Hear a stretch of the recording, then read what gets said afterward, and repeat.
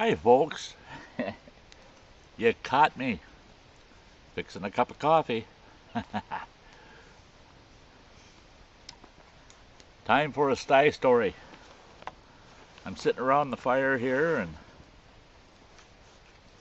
I just did a video about, half hour or 45 minutes ago about me having steak over the open fire. Sorry for all you folks that couldn't get a bite.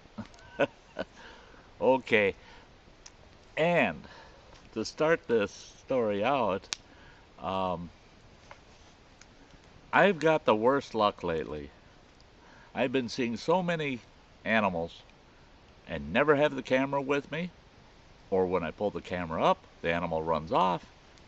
Just no luck. I saw a deer earlier and I tried to film that. Sun was straight in the camera, big purple line down the screen. I don't know. But take my word for it. A lot of people say, yeah, that old storyteller, don't take his word for it. But you can. Take my word for it. I've been seeing so darn much wildlife. Here I am.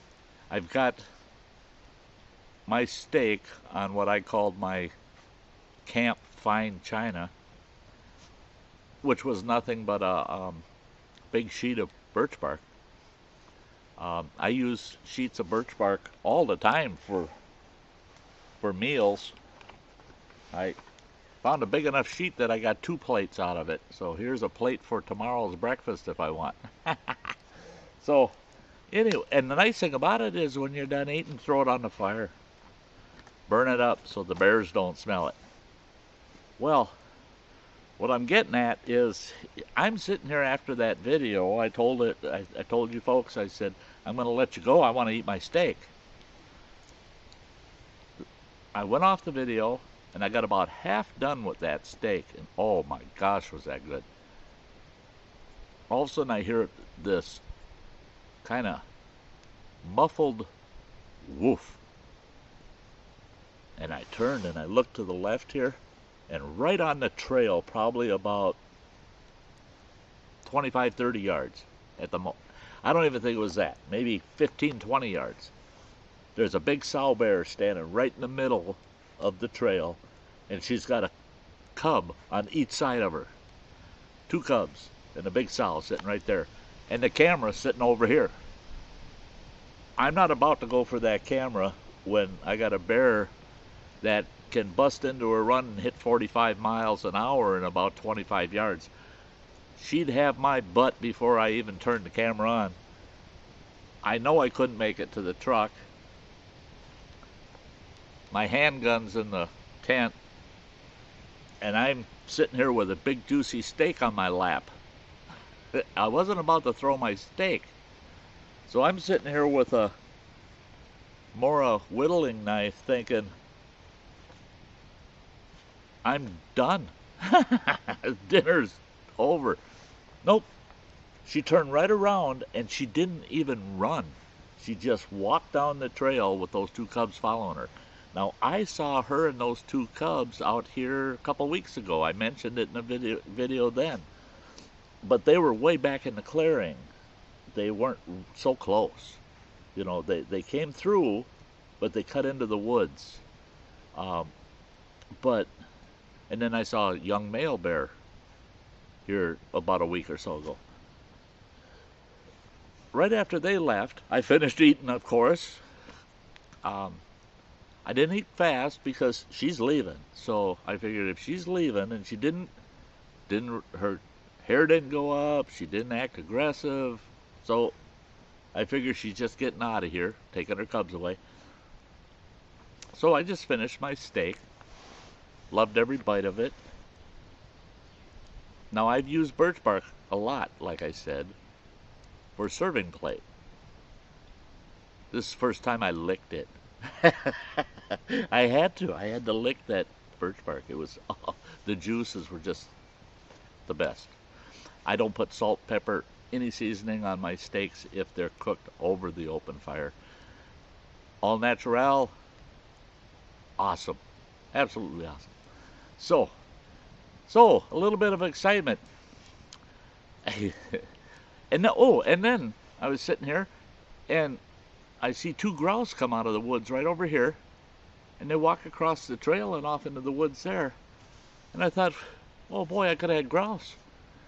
Well, then here comes the third one, and she's got a clutch with her of about 5 chicks, and she's heading off into the woods right behind those two. So yeah, wildlife all over the place. I could eat pretty good out here if all I got is a handgun with me. If I had a rifle, I could eat real good. Okay, let's get on to the Sty Story. This is a twofer. 2-for-1. What I'm going to do, I did a video earlier about reminiscing and tapping into old experiences and just remembering things of the past and bringing them back up front, and that recollection of those things and how you can apply it and benefit from, I call it talking to the dead, or resurrecting dead memories. And that's kind of what I'm doing in this Sty Story. I'm going to talk about 2 fellas that I got to know when I lived up in the northwestern corner of Montana. We lived up in the Rocky Mountains. We had a lot of acquaintances out there, and most of them very colorful, to say the least. And these 2 really stood out. And being that I saw the bear, that's what triggered the memory of this fella. And I thought, yeah, I'm going to include him in this story. And I'm going to use not their actual names, but I'm going to use their nicknames. Now, these are their actual nicknames, and really everybody knew them by their nicknames. This fella was called Speedy. Everybody knew him as Speedy. That's all you ever called him. And he was a bear and cougar guide, hunting guide. And if you ever saw Speedy, he always had about a dozen chains wrapped over both shoulders and across his chest. And there were dog chains, because he ran dogs for bear and for cat, for mountain lion. And Speedy was a character. And he had clients from all over the world that would come to him to get a mountain lion. I think he was the best mountain lion guide we had up in that neck of the woods. He never had a customer go home without a trophy lion. And boy, they shot some big lions up there. Them mountain lions got pretty big up in the Rockies. So, Speedy. Now, I got to thinking about Speedy. Now, most of you folks, most outdoor-minded folks, have seen the movie Jeremiah Johnson. When he meets old Chris Clapton in the mountains, and that old boy, he's calling Jeremiah, he's calling him Pilgrim all the time, and Jeremiah asks him, "What do you do up here? What are you doing up here?" And he goes, "I hunt grizz." And he goes, "Grizz?" And the old boy says, "Grizzly bears." Okay. Now Speedy, just the way that old boy said that, Speedy one day come up to our cabin when we were living in the back country. And him and I were chatting away outside and talking about bear hunting. And I told him, I said, I'd really like to take a bear this year. I said, but I just, I'm not much for bear meat. I said, I love the lard off of a bear, though. You render down all the fat off of a black bear, and you've got some of the most beautiful, pure white lard you ever used, and it makes the best darn pie crust. Oh, that lard is awesome.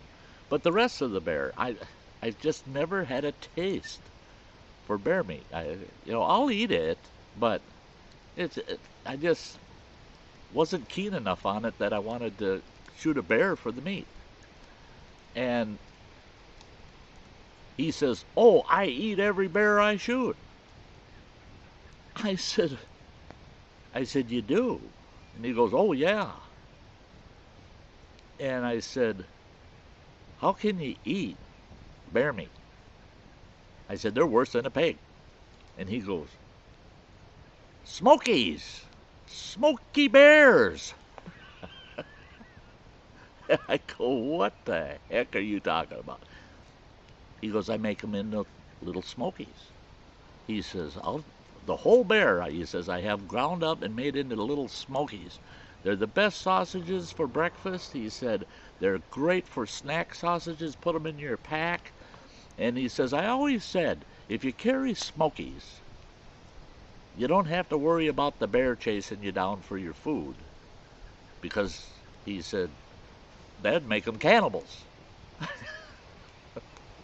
So Smoky Bears, old Speedy and Smoky Bears. Well, here's another thing about Speedy.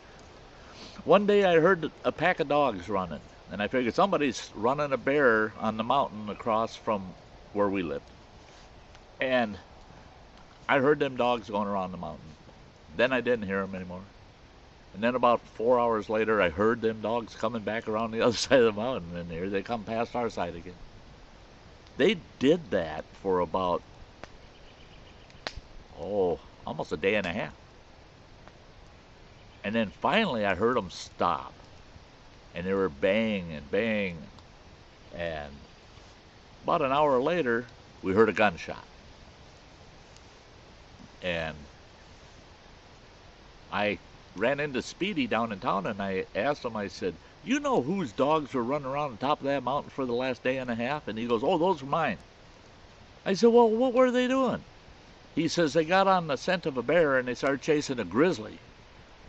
And it was a young grizzly," he said. "It just had to have just left its mother." And he said, "And that bear didn't have the sense to turn around. He could have taken them dogs on easy, but he just kept running."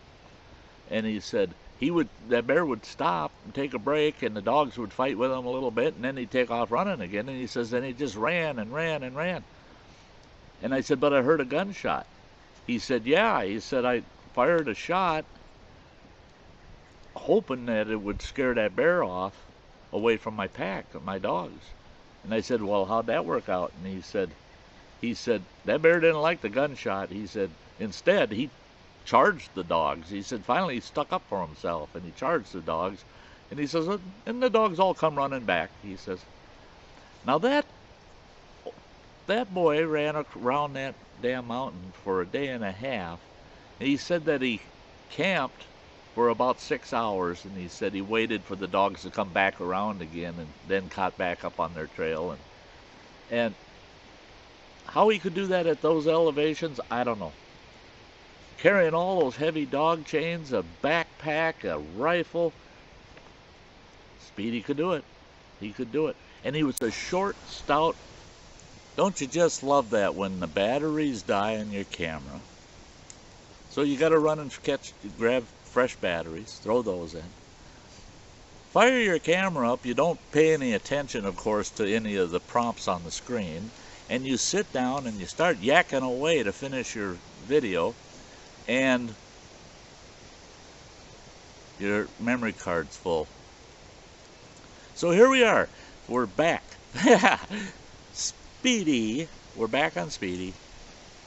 It's like I was saying, that boy, he could run and run and run. Short, stout, chubby fella, but boy, could he run. I could never keep up with him. Wonderful guy. Hard as nails. Knew the Cabinet Mountains up there in northwestern Montana like you would know your backyard. I mean, this guy, he just knew where everything was. And I had the great fortune of getting to go hiking with him a bit and do a little trout fishing and and get off in the backcountry, and he taught me a few things. Um, One thing he taught me is he was definitely tougher than I was, and he was almost twice my age, mind you. At the time, I think I was about 28 years old, and he was 49, I believe, at the time. So he had 21 years on me almost. So yeah, he was quite the man, quite the man. Now for the second character, this guy. Okay, his nickname was Bulldog, and for good reason. If you looked at him in the face, you'd say, "That's a bulldog." He looked just like a bulldog. I'm not kidding. I'm not kidding. He looked like a bulldog walking around on two legs. Now, he was no slouch either. He was a big fella. Oh, boy, he's a big fella. He was probably about 6'2" is all, but he was about 340 pounds, 350. And what he did was he ran a pack string, and he would take fishermen up to mountain lakes, or just take tourists up that want to go for a horseback trip, a little adventure up to a mountain meadow somewhere. And Bulldog was such a gruff character. And he rode this huge Appaloosa. Oh my gosh, that horse was big. I told him, I said, I think it's a workhorse. I said, that thing's got to be mixed with a Clydesdale or a Shire or some big workhorse. He goes, no, it's just an Appaloosa. Yeah, Appaloosa. No, there's nothing. That's coffee. So, anyway, he had a pretty good sized pack string too. With saddle horses and pack animals combined, I think he probably had about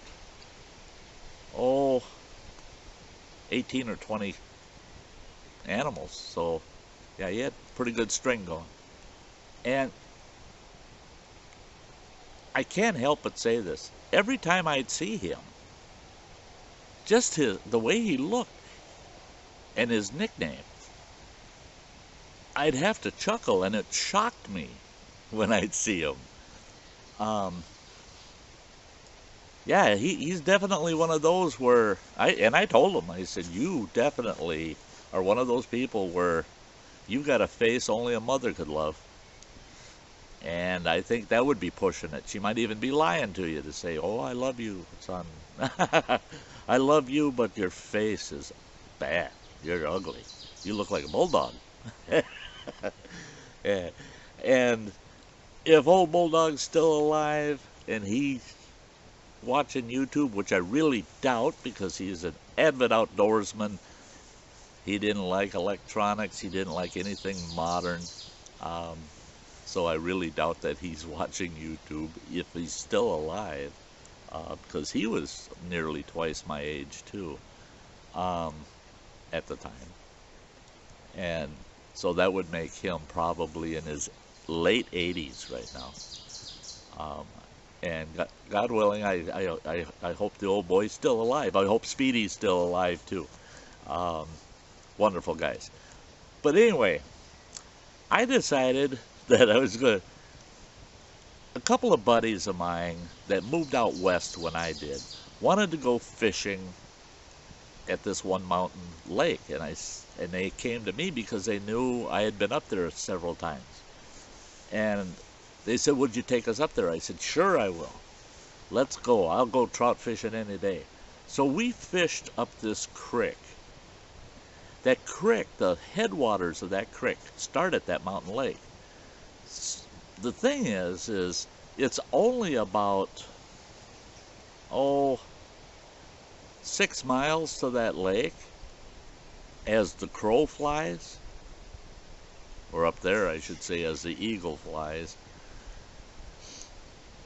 But it's actually about 12 miles. It's double that, at least, to get to that lake. And you're better off. We took off as soon as the sun came up in the morning, and we didn't get home until the sun set, because 80% of our time was spent hiking up there and hiking back. It's a great hike up, but what we did was we followed the creek instead of the trail. And the trail's a bunch of switchbacks going up this mountainside. I'd say about almost 2/3 of the trip is all these switchbacks up that mountain.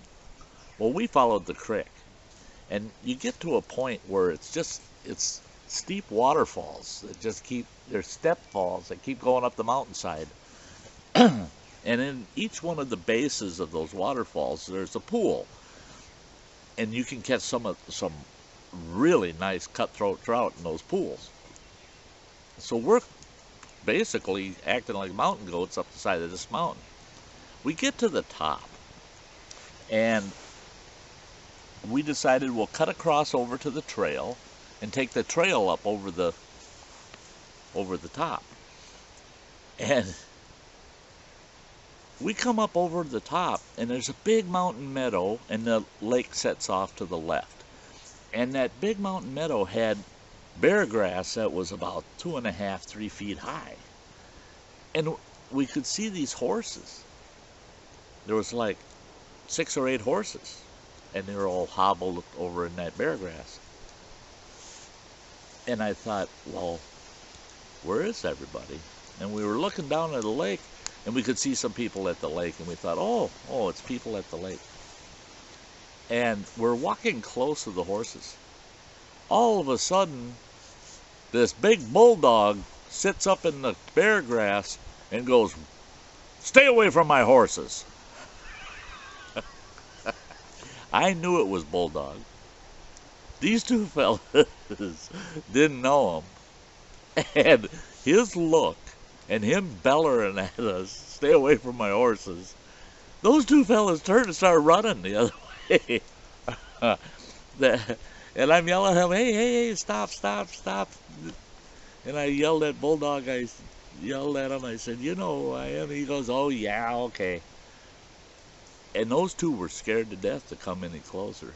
When old Bulldog got up, he was taking a nap in the grass by his horses, babysitting his horses, because he said that there was a grizzly that was wandering around up there when they first got on the top of the mountain.